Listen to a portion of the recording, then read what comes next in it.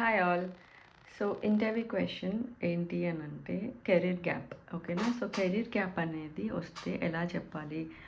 అది చాలా నెగిటివ్ అవుతుందని చాలామంది అనుకుంటారు. బట్ నో, కెరీర్ గ్యాప్ అనేది చాలా కామన్ అండి.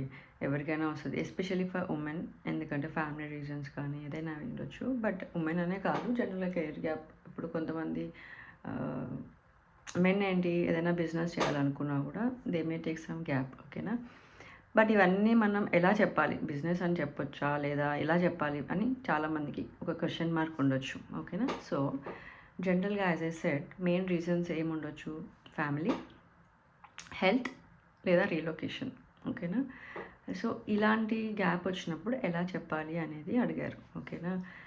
రెజ్యూమ్లో మనం ఆల్రెడీ గ్యాప్ పెడతాం. Okay, just think that you got a call from HR. First screening call వస్తుంది, లేదా డైరెక్టర్ టెక్నికల్ రౌండ్ వచ్చింది, ఏదో ఒకటి సంథింగ్ మీకు ఇంటర్వ్యూ షెడ్యూల్ అయింది. సో ఎలా చెప్పాలి? సో ఫస్ట్ థింగ్ నేను చెప్పేది ఏంటంటే, బీ ఆనెస్ట్. ఓకేనా? నిజం చెప్పండి, క్లియర్గా చెప్పండి, సింపుల్గా చెప్పండి, ఎక్కువసేపు చెప్పకుండా జస్ట్ ఒక 1-2 మినిట్స్లో ఫినిష్ చేయండి. బట్ అది ఎలా ఉండాలి అని అంటే ఆనెస్ట్గా ఉండాలి.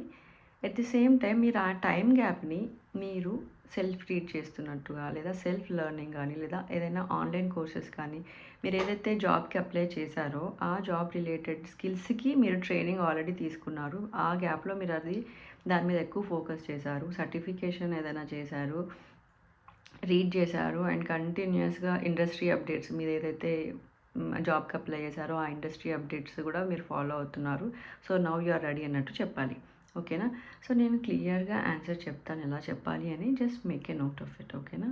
సో ఫస్ట్ మిమ్మల్ని అడిగారు ఏంటి రీజన్ కెరీర్ గ్యాప్కి అని.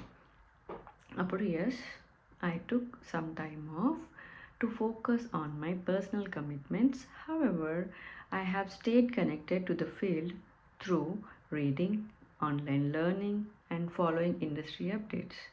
Now, I am fully ready to re-enter the workforce and contribute my experience and skills. Okay, experience and skills. So, I repeat again. So, note cheskondi. If suppose ఇది family కానీ, relocation కానీ, health కానీ ఏదైనా అయినప్పుడు ఈ reason చెప్పొచ్చు. ఇలా చెప్పొచ్చు. ఎలా? I took some time off to focus on my personal commitments. However, I stayed connected. Okay, I stayed connected to the field through reading, online learning, and following industry updates. Now I am fully ready to re-enter the workforce and contribute my experience and skills. ఓకేనా? ఎలా ఇది note చేసుకొని యాస్టీస్గా చెప్పినా కూడా just మీరు ఏదో చదువుతున్నట్టు చెప్పకూడదు. ఓకేనా? మంచి ఎక్స్ప్రెషన్స్, స్మైల్, ఓకేనా, యాక్షన్స్ ఇలా చెప్తూ ఉంటే వాళ్ళకి అనిపిస్తుంది. ఓకేనా? చాలా బాగా ఇంప్రెస్ అవుతారు. మీ ఫేస్లో ఎప్పుడు కానీ భయం అనేది అసలు ఉండకూడదు. ఓకేనా? Always have some smile. ఓకేనా? నెక్స్ట్, ఇప్పుడు ఇండియాలో ఎక్కువ కాంట్రాక్ట్ జాబ్స్ ఉండవు, బట్ అదర్ కంట్రీస్లో కాంట్రాక్ట్ జాబ్స్ ఎక్కువ ఉంటాయి. ఓకేనా? చాలా కామన్. సో గ్యాప్ అనేది 100% అని చెప్పను, 90% మ్యాక్సిమం గ్యాప్ ఉన్నా కూడా దట్స్ ఓకే. బికాస్ కాంట్రాక్ట్ అనేది సమ్టైమ్స్ ఎండ్ అయిపోతుంది. ఆ ఎండ్ అయ్యే టైంలో మనకి జాబ్ మార్కెట్ ఎలా ఉంటుందో తెలీదు. సో డెఫినెట్గా సమ్ గ్యాప్ వస్తుంది. ఆ గ్యాప్లో మనం ఏదైనా ట్రైనింగ్ చేసాము, స్కిల్స్ అప్గ్రేడ్ చేసుకున్నామని చెప్పొచ్చు. ఓకేనా? సో ఎలా చెప్పాలి ఆ క్వశ్చన్? ఒకవేళ మీరు ప్రాజెక్ట్ మీద ఎండ్ అయిపోయింది, సో కాంట్రాక్ట్ అయిపోయింది అని అంటే ఎలా చెప్పొచ్చు అని అంటే, if the gap was due to the job market or contract ending అయితే ఎలా చెప్పాలి? My last project ended and I took some time off to assess my next steps and up skills. Okay, I use that period to refresh my knowledge. Example, ఏదైనా programming చేశారని కానీ, లేదా ఏదైనా online training ఏదైనా తీసుకున్నారని కానీ, లేదా ఏదైనా సర్టిఫికేషన్ చేశానని కానీ చెప్పుకోండి. Which I believe that will add value to my next role. ఓకేనా? I repeat, my last project ended and I took some time to assess my next steps and up skills.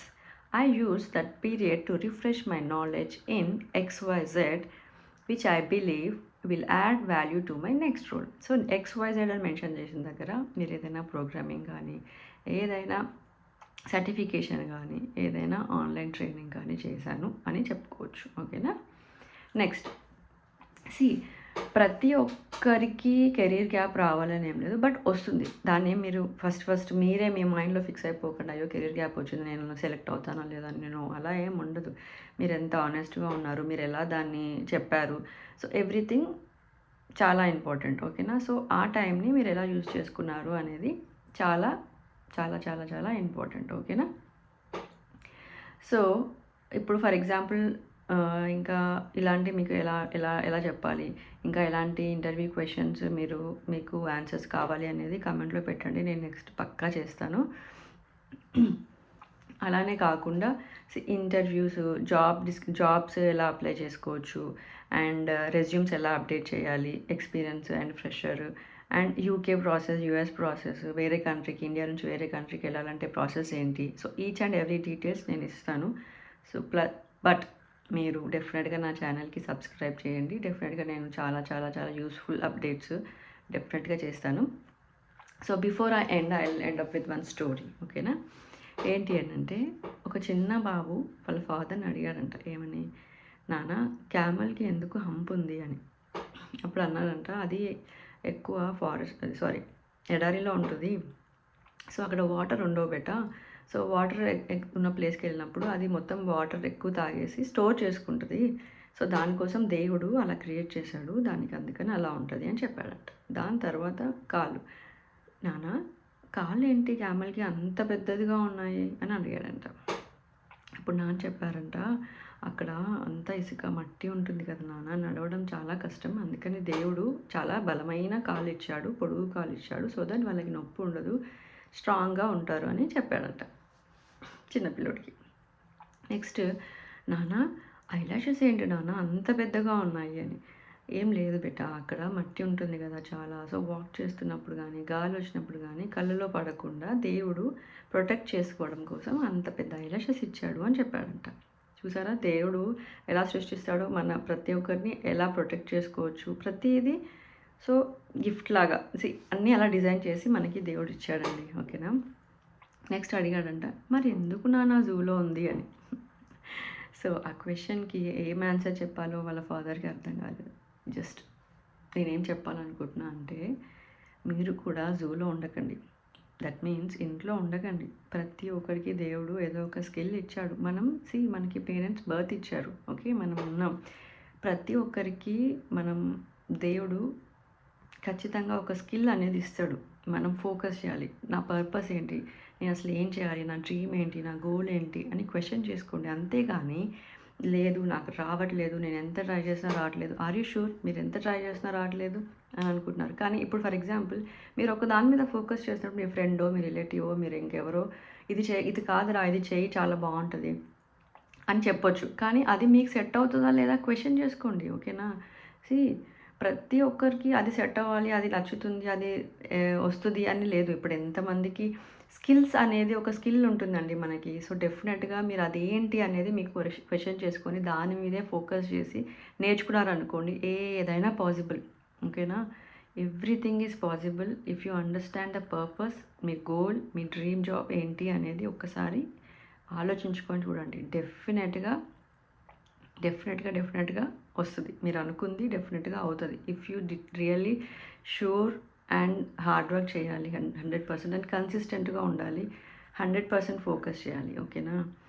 And ఇంకొకటి, so ఆ బాబు అడిగినట్టుగా ఎందుకు జూలో ఉంది అని డెఫినెట్గా మీకు క్వశ్చన్ చేసుకోండి. నేను ఎందుకు ఇలా ఉన్నాను, ఇంట్లోనే ఉంటున్నాను, లేదా ఎందుకు ఇలా ఉన్నాను, నేను చాలా చదువుకున్నాను బట్ ఐఎమ్ నాట్ వర్కింగ్. చాలా రీజన్స్ ఉండొచ్చు వర్క్ చేసుకోకపోవడానికి, బట్ డెఫినెట్గా ఎవరికైనా ఒక గ్యాప్ అనేది వస్తుంది. కానీ దాని మీదే అయ్యో నేను గ్యాప్ వచ్చింది, నాకు రాదు, నాకు ఇంకేం లేదు, నేను వేస్ట్ అలా అనుకోకండి. డెఫినెట్గా మనకి దేవుడు ఒక స్కిల్ ఇస్తాడు. అది ఏంటో ఐడెంటిఫై చేసుకొని మీరు దాని మీద ఫోకస్ చేయండి. I'm sure you will reach your goal. As I said, జూలో ఉండిపోకండి. Come out of it. Focus on it. Okay. Thank you.